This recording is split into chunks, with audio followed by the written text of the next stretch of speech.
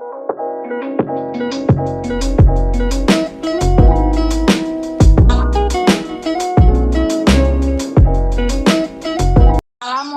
warahmatullahi wabarakatuh.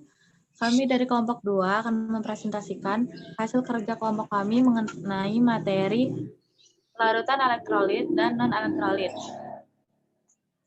Sebelumnya, saya akan memperkenalkan nama anggota kami. Yang pertama, ada Aisyah Zakia Singadirata. Yang kedua, ada Linda Farina. Yang ketiga, ada saya sendiri, Gisela Diva Effendi. Dan yang keempat, ada Salsabila Azhara. Materi pertama akan dibacakan oleh saya sendiri. Pertama-tama, siapkan alat dan bahan yang digunakan, yaitu baterai 2 buah, larutan garam, larutan gula, paku 2 buah, 1 buah bohlam kecil, kabel, selotip, gunting, dan lain-lain. Lalu, rangkailah sampai siap untuk dijadikan penguji. Dari video tersebut, terdapat pengujian larutan garam pada menit ke-1 lewat 30 detik, dan larutan gula yang terdapat di menit kedua. Di video tersebut, larutan garam terdapat gelembung yang banyak dan lampu dapat menyala dengan terang. Sedangkan larutan gula tidak terdapat gelembung dan lampu tidak menyala. Mengapa demikian? Karena larutan garam merupakan ion yang berarti bermuatan listrik. Logam itu bermuatan plus, yang artinya NaT+. Kalau non-logam itu bermuatan min, yang artinya Ci-. Sehingga, jika logam bergabung dengan non-logam, akan menjadi ion atau yang bermuatan listrik. Lalu, mengapa dengan larutan gula? Karena gula dan glukosa tidak terionisasi. Maka dari itu, ia tidak akan bergelembung atau menghantarkan listrik yang mampu membuat lampu hidup. Sumber referensi uji larutan elektrolit dan non-elektrolit telah kami taruh linknya di PPT yang telah kami buat. Materi selanjutnya akan dibacakan oleh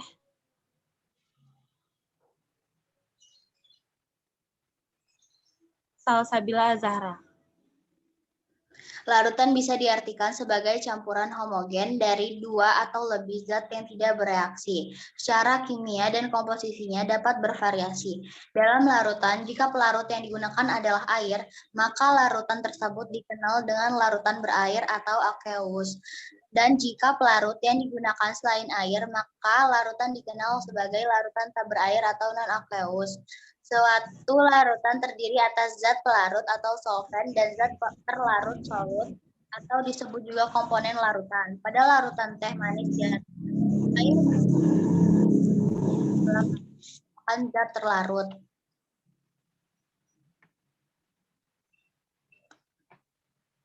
Dalam larutan, zat yang jumlahnya lebih sedikit disebut sebagai zat terlarut atau solut, sedangkan zat yang jumlahnya lebih banyak daripada zat-zat lain disebut pelarut atau solvent. Proses pencampuran zat terlarut dan terlarut membentuk larutan sendiri disebut pelarutan atau solvasi. Materi selanjutnya akan dibacakan oleh Aisyah Zakia Singadirata, dilanjut dengan Alin Revalina. Konsentrasi larutan. Komposisi zat terlarut dan pelarut dalam larutan dinyatakan dalam konsentrasi larutan.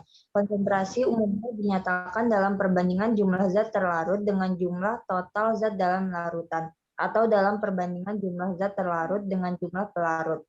Konsentrasi dapat dijelaskan secara kualitatif maupun kuantitatif. Secara kualitatif, larutan dibedakan menjadi 2 jenis, yaitu larutan encer dan larutan konsentrat atau larutan pekat. Dalam larutan encer, jumlah zat terlarut yang ada relatif sedikit, sedangkan dalam larutan pekat, jumlah zat terlarut yang ada relatif besar. Contohnya, beberapa satuan konsentrasi adalah molar, molal, dan bagian per juta atau part per million ppm. Sumber dari www.kelasPintar.id. Larutan elektrolit adalah zat-zat yang jika dilarutkan ke dalam air akan terurai menjadi ion-ion atau dapat terionisasi, sehingga mampu menghantarkan arus listrik. Zat yang termasuk elektrolit yaitu asam, basa, dan garam. Contoh larutan elektrolit H2SO4, asam sulfat, NaOH, natrium hidroksida, Ca3, PO4, 2, kalsium fosfat. Berikut 4 perbedaan larutan elektrolit. Yang pertama, daya hantar listrik, yaitu larutan elektrolit zat yang jika dilarutkan dalam air dapat menghantarkan arus listrik. Yang kedua, ionisasi dalam air. Larutan elektrolit zat terlarutnya dapat terionisasi seluruhnya atau sebagian dalam pelarut air. Yang ketiga, uji nyali lampu. Larutan elektrolit menghasilkan nyala lampu baik terang maupun redup. Jika lampu tidak menyala namun masih ada gelembung gas, maka masih termasuk larutan elektrolit dengan daya hantar listrik yang lemah. Yang keempat, uji gelembung gas pada kedua elektroda. Larutan elektrolit menghasilkan gelembung gas.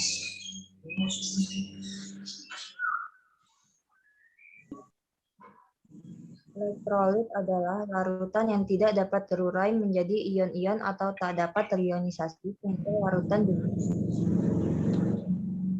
contoh larutan elektrolit yaitu gula, urea, dan alkohol. Sumbernya dari buku kimia SMA kelas 10 halaman 143 sampai 144.